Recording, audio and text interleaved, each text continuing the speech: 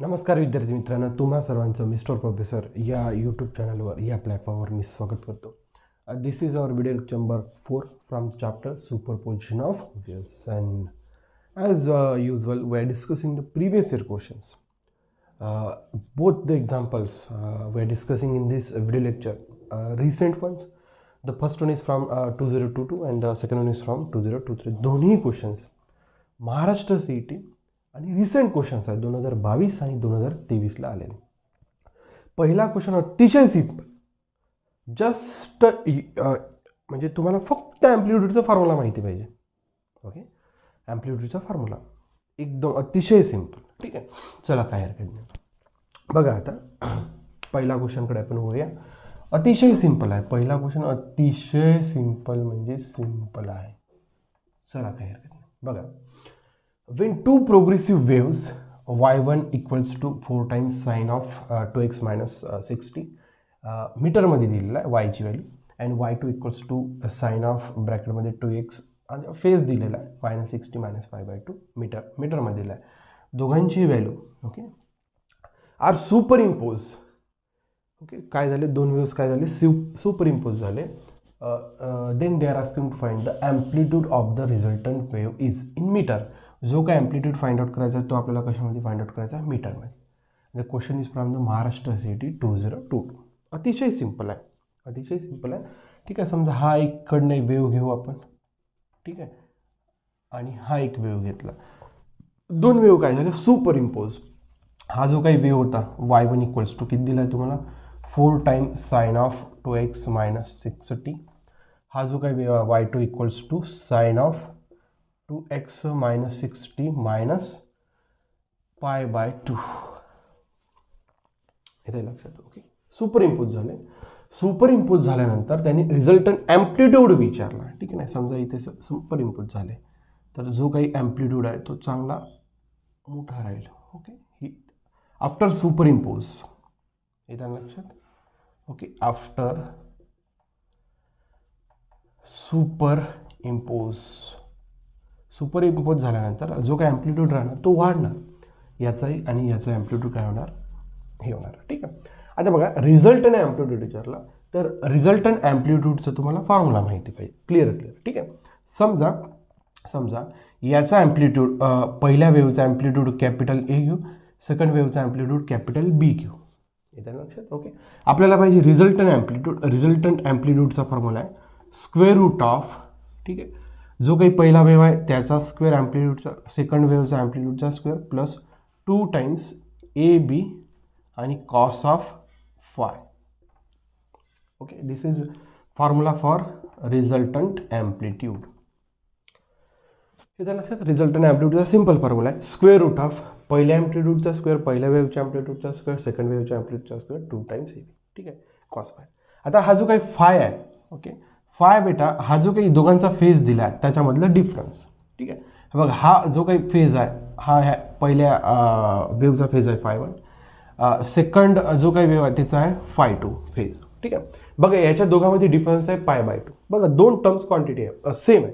बघा 2x - 60 2x - 60. ठीक आहे, म्हणजे याच्यामध्ये इन ॲडिशन काय आहे π/2. इन ॲडिशन काय π/2 म्हणजे दोघांमधला फेज डिफरन्स किती झाला, π/2. दोघांमध्ये फेज डिफरन्स किती झाला, π/2. समजत आहे ना.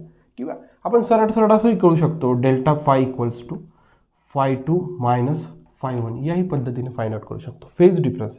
ओके, डेल्टा काय डिफाईन करतो, डिफरन्स कशामधला, फेजमधला. बघा φ2 ची व्हॅल्यू घ्या 2x - 60 - π/2.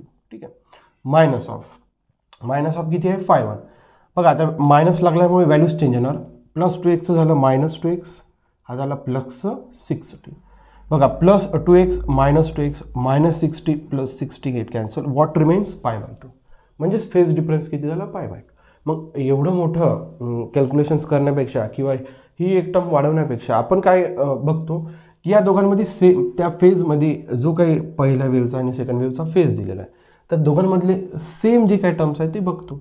मग एखाद्या वेव्हमध्ये ओके दुसरी एखादी टर्म्स एक्स्ट्रा का बघतो, मग तीच काय झालं, फेज डिफरन्स. तेच झालं. ठीक आहे, चला काय हरकत आहे. म्हणजे फेज डिफरन्स किती आहे, π/2. म्हणजे फायची व्हॅल्यू किती टाकायची, π/2. म्हणजे कॉस 90 आणि कॉस 90ची व्हॅल्यू किती येते 0 म्हणजे ही टर्म्स काय झाली टोटल 0. इथं लक्षात. ओके फायची व्हॅल्यू आपण किती घेतली पाय/2 कॉस 90 पाय/2 म्हणजे कॉस 90 कॉस 90 किती येते 0 0 इंटू समथिंग अगेन 0 म्हणजे फक्त आपल्याकडं दोनच टर्म शिकवलं राहिला square root of A square आणि बी स्क्वेअर. ए स्क्वेअर म्हणजे पहिल्या फेजचा ॲम्प्लिट्यूड. ठीक आहे जो काही general wave equation y equals to A sine K X plus minus omega T हा जनरल इक्वेशन आहे. येत्या लक्षात general equation y equals to A sine K X plus minus एक तर प्लसही राहू शकतो मायनस राहू शकतो omega T where A is amplitude. ठीक आहे स्टँडर्ड फॉर्मॅट आहे. साईनला जो काही मल्टिप्लिकेशनमध्ये राहतो तो काय झाला ॲम्प्लिट्यूड. इथं साईनला जो काही मल्टिप्लिकेशन आहे किती आहे 4 म्हणजे एची व्हॅल्यू किती झाली 4. इथं साईनला मल्टिप्लिकेशन काही नाही म्हणजे किती आहे 1 म्हणजे बीची व्हॅल्यू किती झाली 1 म्हणजे एच्या ठिकाणी आपल्याला किती पुट करायचं आहे 4. ओके 4चा काय इथं स्क्वेअर म्हणजे 16. इथं काय बीच्या ठिकाणी काय पुट करायचं आपल्याला 1 1चा स्क्वेअर म्हणजे 1 म्हणजे स्क्वेअर रूट ऑफ 70. ओके आणि ही आपली व्हॅल्यू कशात फाइंड आउट करायला सांगितली मीटरमध्ये. ओके हा झाला तुमचा resultant amplitude square root of 17 metre. Option राहायलाच पाहिजे. The option fourth one is there. अशा प्रकारे आपण पहिला क्वेश्चन इझिली सॉल्व करू शकलो. And the question is from the Maharashtra CET 2022. अशा पद्धतीची थेअरी अशा पद्धतीची एक छोटीशी गोष्ट आहे की जेणेकरून तुम्ही इझिली सॉल्व करू शकता. काही मोठी अडचण नाही. पॉज करा नोट डाऊन करा जेणेकरून आपण सेकंड क्वेश्चनकडे वळू शकतो. अतिशय सिम्पल होता. त्यात म्हणजे खूप काही मोठी अडचण काही अडचणच नव्हती असंही म्हटलं तरी चालू शकते कारण की जो काही स्ट्रेट फॉरवर्ड फॉर्म्युला आहे तो फॉर्म्युला यूज केला आपण आणि जस्ट ज्या काही गोष्टी दिलेल्या होत्या त्या गोष्टी आपण त्याच्यात पुट केल्या आणि इझिली आपण आपल्या सोल्युशनकडे वळू शकलो.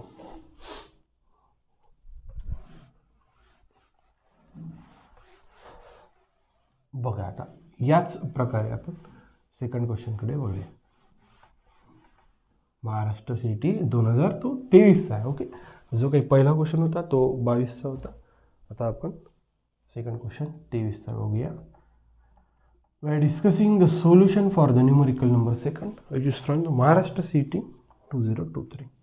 बघा a transverse wave y equals to 2 sin okay त्या फॉर्मॅटमध्ये दिलेलं आहे moves on a stretch string from one end to another end in 0.5 second. काही हरकत नाही.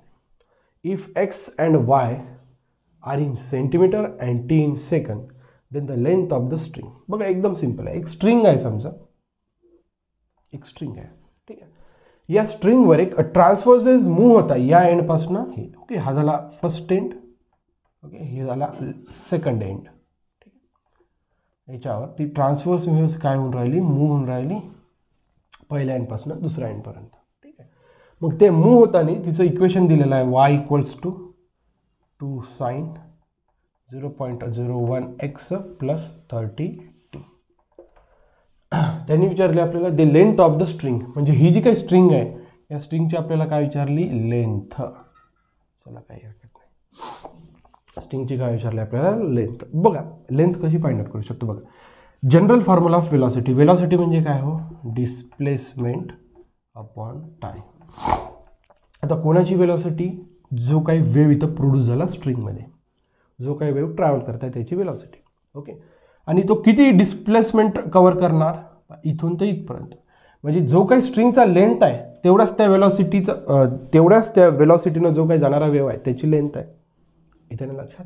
इथं डिस्प्लेसमेंटला मी लेंथ लिहू शकतो आणि इथं काय लिहू शकतो time.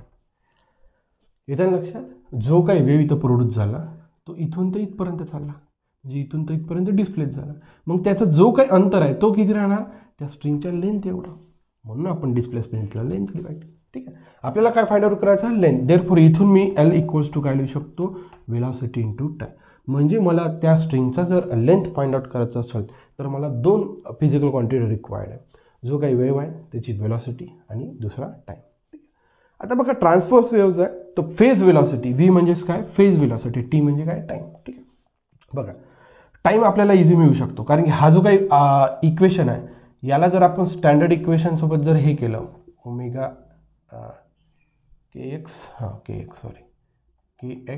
Plus minus omega T हा गिवन इक्वेशन आहे. हा जनरल इक्वेशन आहे.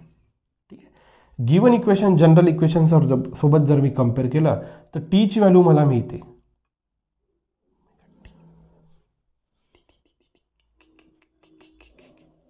टाइम दिलेला आहे सॉरी हां तेच तर म्हणत आहे अनादर एंड इन 0.5 सेकंद म्हणजे टाईमची व्हॅल्यू मला दिलेली आहे 0.5 सेकंद टाईम दिलेला आहे सॉरी हां जो काही टाईम मला दिलेला आहे बघ आता मला दोन व्हॅल्यू मिळतात इथं केची व्हॅल्यू मिळते मला आणि इथं ओमेगाची व्हॅल्यू मिळते गिवन इक्वेशन मी जेव्हा जनरल इक्वेशनसोबत कम्पेअर करतो तीन व्हॅल्यूज मिळते एक ॲम्प्लिट्यूड एक जो काही कॉन्स्टंट आहे आणि दुसरा काय मिळाला मला ओमेगा आता मला फाइंड आउट करायचं आहे व्हीचा formula V equals to omega by K phase velocity ओमेगाची व्हॅल्यू आहे 30 केची व्हॅल्यू आहे 0.01 काही हरकत नाही ओके सेंटीमीटरमध्ये दिलं आहे ठीक आहे म्हणजे जी काही वेलॉसिटी येणार ती सेंटीमीटरमध्ये येणार बघा आता बघा याला 0.1ला मी 10 × 10⁻² लिहू शकतो येत्या लक्षात 1 सॉरी ओके 1 × 10⁻² वर गेला म्हणजे 2 शून्य वाढले म्हणजे 3000 सेंटीमीटर पर सेकंद ठीक आहे परंतु जे काही लेंथ आहे आपल्याला तर मीटरमध्ये पाहिजे म्हणून ती वेलॉसिटी पण मीटर पर सेकंदमध्ये पाहिजे म्हणजे 2 0 काय झालं कॅन्सल मीटर पर सेकंद म्हणजे आता माझ्याकडे वेलॉसिटी पण आहे माझ्याकडे काय आहे टाईम आहे therefore length equals to velocity आहे 30 आणि टाईम आहे 1/2 0.5 म्हणजेच किती 1/2 म्हणजे 15चा भाग गेला 15 metre therefore length of that string is 15 metre therefore the option number 3rd one is the correct one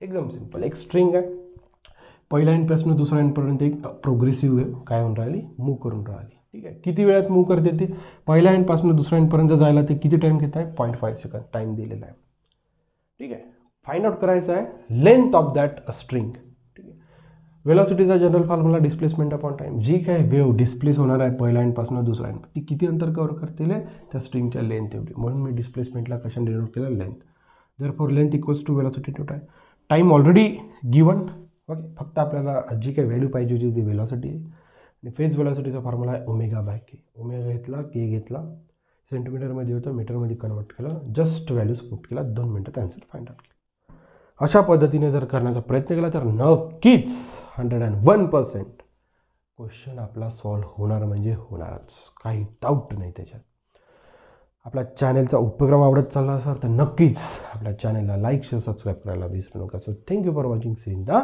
next video